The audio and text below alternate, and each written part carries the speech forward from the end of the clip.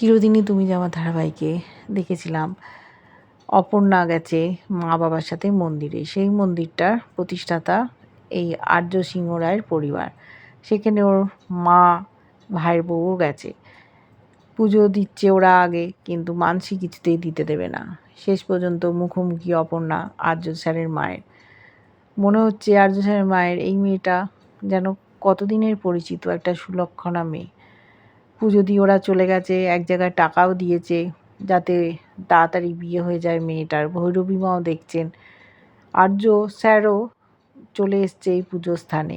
ওদেরই বাড়ি একটি কাজের মেয়ে বলেছিল যে স্যার আপনি যদি যান, আপনার নামে পুজো, তাহলে উনি খুব খুশি হবেন, সেই জন্যই এসছে। কিন্তু মুখোমুখি হতে চায় না অপর্ণার। হঠাৎ দেখতে পেয়েছে অপর্ণাকে, দেখে লুকিয়ে পড়েছে, নাহলে মনের কথা বলতে হবে, অপর্ণার জীবনটা নষ্ট হয়ে যাবে।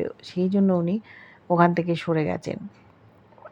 এবার অপর্ণাও বুঝতে পেরেছে আর্য স্যার এসছে, ওকে একবার বাঁচিয়েছে।